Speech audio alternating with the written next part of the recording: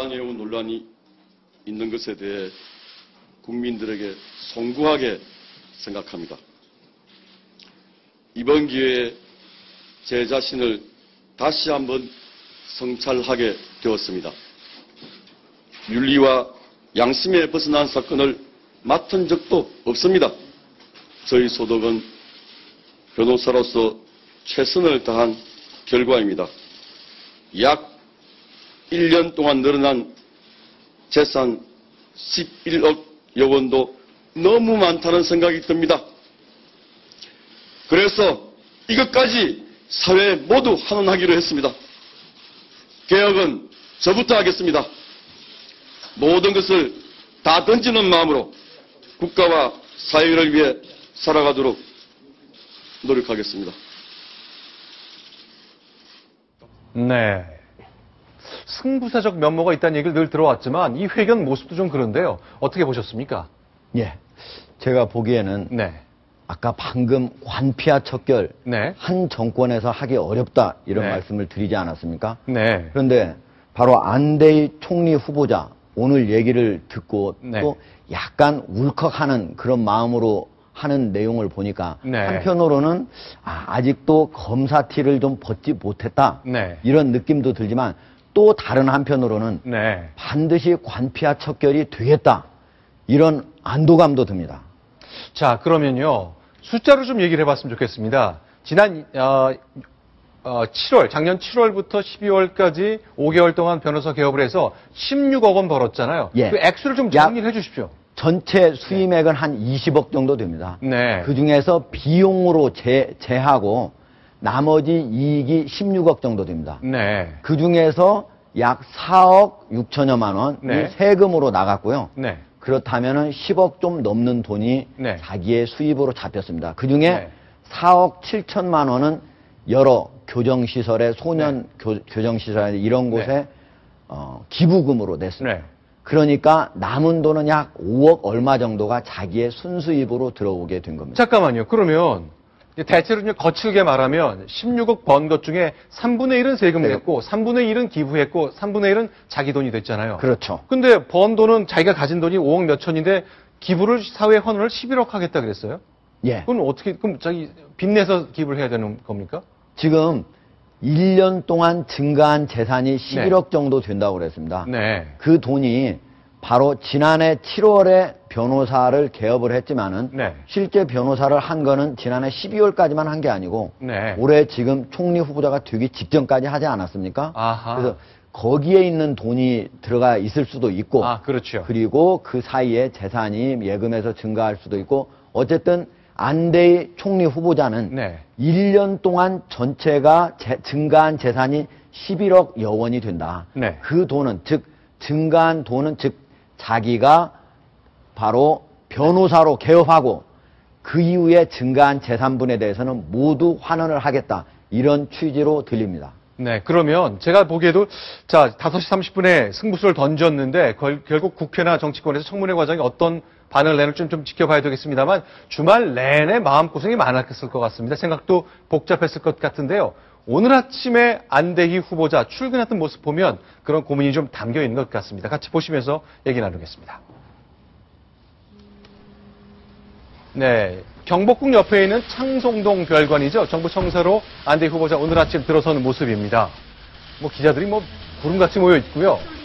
어떤 설명을 해놓은지 한번 듣겠습니다. 세무조사 감독위원장 재임 시절에 수임하셨다고 합니다. 저는 항상 바르게 살아왔습니다. 제가 재산이 넣은 것에 대해서는 송구스럽게 생각합니다. 충분히 해명될 수 있을 거라고 생각합니다. 청문회에서 국민 여러분 열심히 하겠습니다.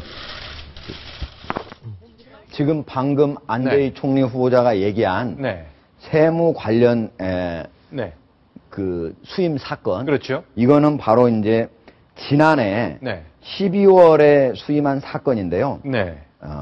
특정 기업 N 기업이 영등포 세무서를 상대로 법인세 3억 4천여만 원을 네. 취소해달라고 한 소송입니다. 네. 그런데 이거를 자기가 바로 지금 전체 국세청에서 특별 관련 조세 관련 위원장을 맡은 이후에 그거를 맡은 건 아니고 지난해 5월부터 원래 1심 소송부터 맡았습니다. 네. 그거를 맡았는데 1심에서는 이겼습니다. 네네.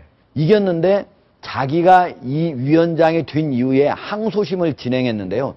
이 항소심이 최근까지 계속 진행이 됐는데 올해 4월 30일에 항소심에서는 오히려 패소를 했습니다. 그러니까 네네. 어느 한쪽에서는 이것이 네. 바로 그 위원장을 맡고 있는 이후에 네. 이 사건을 수임을 해가지고 항소심을 진행했으니까 전관예우보다 나쁜 네. 현관예우다 이렇게 하는데 현관예우라고 한다면 오히려 패소했다는 점에서 네. 오히려 현관예우라는 실패한 현관예우라고 볼 수가 있습니다. 아, 그러니까 지금 야권에서 저희가 좀 소개해드리겠습니다만 전관 예우도 아니고 현직에 있는 일과 직접 관련된 일을 맡았기 때문에 부당하다고 얘기를 했는데 이겼다는 게 아니라 졌다는 얘기인가요? 그렇죠. 아하. 오히려 이걸 맡기 전에는 이겼던 사건이었는데 네. 항소심에서 원래 변호사들은 1심을 맡으면 계속 대법원까지 3심까지 가는 게 아니고요. 네. 1심을 지건 이기건 그때 한번 끝납니다. 그리고 2심은 다시 돈을 내야만 항소심이 진행이 되게 됩니다. 예, 지금 박범계 의원이 안대희 후보자가 세무조사 감독위원장 재직 중에 네. 조세 사건을 맡았다 이렇게 얘기를 했는데 네. 사실 저걸 좀 면밀히 볼 필요가 있습니다. 왜냐하면 이 세무조사 감독위원장이라는 거는 네.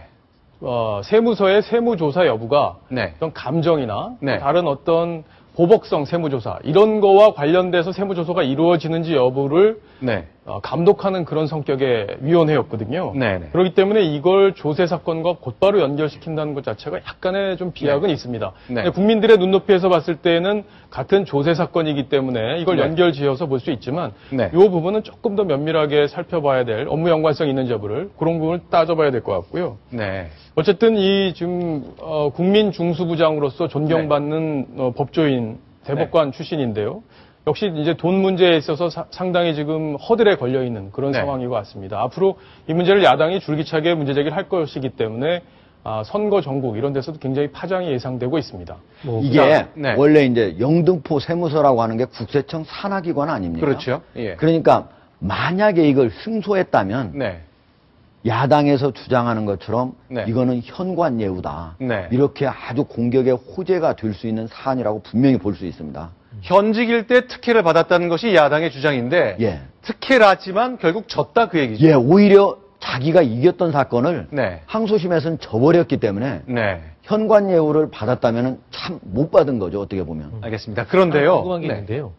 사실 전관예우든 현관예우든 지난 주말부터 지금 이런 잡음이 많이 나왔지 않습니까? 어차피 뭐 인사청문회를 받아봐야 되는 건데 네. 그래도 미리 앞서서 오늘 저렇게 긴급 기자회견을 하는 걸 보면 본인이 굉장히 그 엄중함을 느끼고 미리 좀 어떤 조치를 해야겠다 이렇게 느낀 것 같아요. 이 안대희 이 전관예우 문제는 단순히 개인의 어떤 전관예우 문제가 아니라 이게 국가적으로 지금 선거를 앞두고 있는 박근혜 대통령 입장에서도 굉장히 중요한 문제일 수밖에 없습니다. 네. 그래서 이 문제가 좀 더 확산되기 전에 자신의 재산, 아마 본인의 재산이 제가 알기로는 뭐 집이 거의 대부분인 걸로 네. 알고 있습니다. 회현동에 12억 5천만 원을 주고 분양받은 아파트, 그 미분양 아파트인데요. 그 네. 재산을 아마 처분을 해서 이걸 사회에 환원을 해야 될 텐데 네. 이렇게 아주 초강수로 대응을 해서 이 논란이 더 확산되는 것을 막고자 한 게 아닌가 이렇게 보여집니다. 그런 것도 있고요. 네. 가장 이제 중요한 거는 그동안 고액 수임료, 네. 즉 전관예우와 관련해서 네. 과거에 예를 들면은 김용준 전 국무총리 후보, 네. 그리고 정동기 전 감사원장 후보, 네. 이분들이 각각 문제가 된 게 네. 김용준 후보 같은 경우에는 7개월에 7억입니다. 즉 한 달에 1억이다. 정동기 후보도 그랬었죠. 정동기 후보도 6개월에 7억이어서 네. 약 한 달에 1억 정도라고 볼 네. 수가 있습니다. 그런데 지금 안대희 총리 후보자 같은 경우에는 네. 5개월에 16억이니까 네. 1개월에 무려 3억이나 됩니다. 그러니까 이거를 사유에 환원하지 않고서는 어떻게 보면은 아무리 해명을 하고 전관예우가 아니고 이거는 내가 실질적으로 열심히 일해서 벌었다라고 얘기를 한다고 해도 그게 합리적인 설명이더라 할지라도 국민들의 법 감정에는 맞지 않는다. 이런 것을 가지고 안대희 총리 후보자가 상당히 고민을 했을 것이고 네. 그것에 대한 답이 오늘 오후에 나온 것이다. 이렇게 사실 보죠. 그 새정치민주연합 쪽에서도 지금 공격을 예고를 했었는데 네. 임병두 의원 저렇게 얘기했죠. 변호사로 5개월 동안 16억 원을 수입을 올렸으면 하루 평균 1,000만 원, 한 달에 말씀하신 것처럼 3억 원 계산이 나옵니다. 네. 그렇게 되면 연봉 1년 연봉으로 치면 38억 원이 넘는데요. 네. 이렇게 비유를 했습니다. 이부진 호텔 신라 회장의 연봉이 30억인데 이보다 많은 게 아니냐라고 공격의 수위를 예고를 했었죠. 네, 자, 그러면요. 저희가 이제 2006년도에 안대희 국무총리 지명자가 대법관 후보자였던 시절에 청문회 했다는 거 저희가 소개해 드린 적이 있는데요. 그때요, 전관예우 문제 또 자신의 전문성을 갖고 있다는 조세와 관련된 책을 쓴 얘기가 나오는데 묘하게 지금 상황과 맞물려 있습니다. 그 당시 모습을 또 그 육성을 통해서 안대희 후보자의 철학과 생각을 한번 확인해 보겠습니다. 지금 퇴임하신 뒤에 변호사 개업을 하실 것인가에 대해서 아직 그 결정을 못 하셨다고 말씀하셨는데 공익적인 임무 그리고 더 큰 일로 국가에 봉사할 수 있게 하고 개인적인 영리 목적의 사건 수임을 만약에 제한한다면 어떻게 동의하시겠습니까?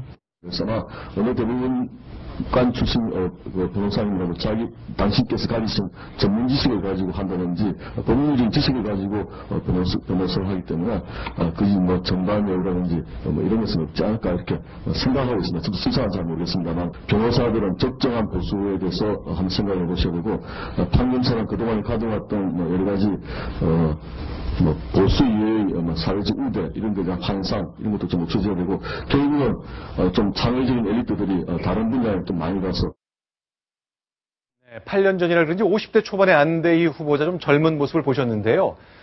자, 환상을 버려라. 판사, 검사 출신들 자신들이 갖고 있는 자리에 대한 환상을 깨야 된다는 얘기를 해놨는데요. 하나 더 준비한 게 있습니다.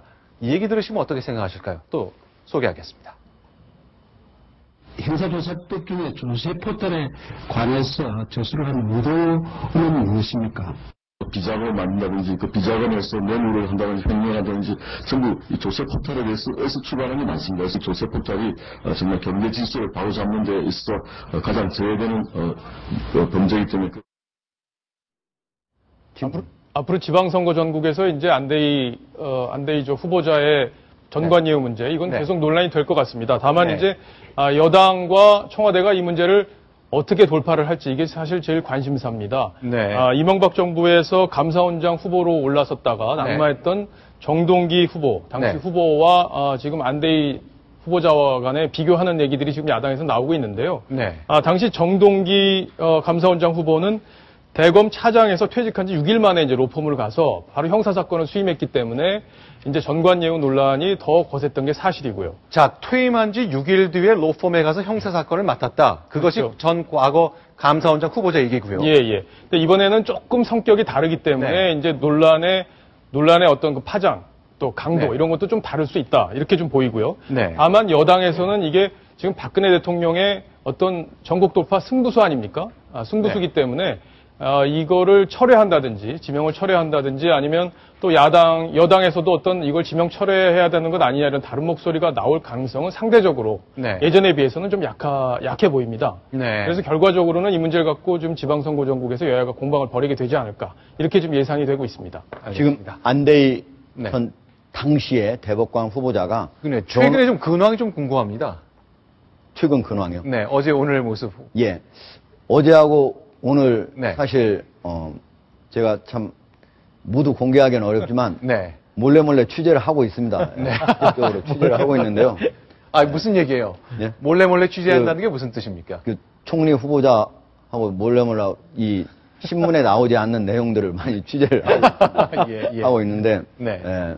지금 현재 저기에서 바로 네. 방송에 나간 그 안대희 당시의 대법관 후보자가 네. 얘기한 것 중에 변호사의 수임료 적정성을 좀 생각해 봐야 된다. 아하. 그런 말을 했잖아요. 네. 사실 지금 대법관을 나오게 되면은 네. 이름만 빌려주는데 이름을 빌려준다고 하는 거는 자기가 직접 가서 어떤 소송에 참여해가지고 변론 활동을 하지 않고 네. 내가 이걸 맡았다라고 해서 내 이름을 써라 라고 하는 것만 5천만 원 정도 됩니다. 잠깐만요. 예. 대법관 출신이 예. 변호사가 되면 자기가 실제 자료를 보거나 하지 않고 법률적 판단을 주지 않고 자, 내 이름은 얹으시오 하고 이름 빌려주는데 5천만 원이요? 그렇습니다. 그거 진짜입니까? 예, 제가 직접 네. 뭐 5천만 원을 받는 걸 옆에서 보지 않았기 때문에 저한테 네. 그렇게 물으면 나중에 대법관을 하신 분 중에 변호사 하는 분이 저한테 명예훼손을 또 걸 수도 있기 때문에 그럴 수 있죠. 예, 어쨌든 저는 들은 얘기고요. 아하. 약 5천만 원, 네. 1억 이렇게도 할 수 있다고 했고 네. 그렇기 때문에 대개 대법관을 하고 나오면은 네. 초기 1년 동안에 네. 2, 30억씩 벌 수 있다. 아. 이런 얘기가 쫙 퍼져 있는 거기 때문에 안대희 전 대법관이 네. 변호사 활동을 하면서 저 돈을 번 것이 특별하게 많은 돈이냐 하면은 그렇게 보기 어렵다. 예를 들면요. 네. 이용훈 전 대법원장 같은 경우는 5년 동안에 60억 원을 벌었습니다. 네. 매달 1억 원 정도죠. 네. 그리고 황교안 법무부 장관 같은 경우는 대법관이 아니지만 네. 1년 5개월 동안에 16억 원을 벌었습니다. 대체로 한 달에 1억쯤 되는 돈인 것 같은데요. 그래도 뭐 제가 좀 말씀을 좀 정리해서 말씀드리자면 고도의 전문성을 가진 사람이 그 서비스를 제공하는 거 저는 뭐 좀 비쌀 수 있다고 생각하지만 단순히 이름만 빌려줘서 돈 받는 게 있다면 그거는 대법관 지낸 분들의 명예랄까 명성에 좀 걸맞지 않는 것 같은데 어쨌건 여기서 길게 얘기할 건 아닙니다만 이런 관행 바꾸라고 안대희 후보자가 지명된 건 아니겠습니까? 과연 어떻게 청문회를 거쳐갈지도 궁금하지만 그 이후에 만약에 그 숙지를 잘 못한다면 안대희 후보자는 좀 더 큰 책임을 좀 져야 될 것 같습니다. 자, 일단 안대희 후보자가 스스로 자신의 회견을 통해서 승부수를 던졌습니다. 이미 기부를 4억 7천 했지만 11억 원도 추가로 기부하겠다. 약속을 내놓았습니다. 어떻게 국민들이 평가할지 지금부터 여론은 움직일 것으로 생각합니다.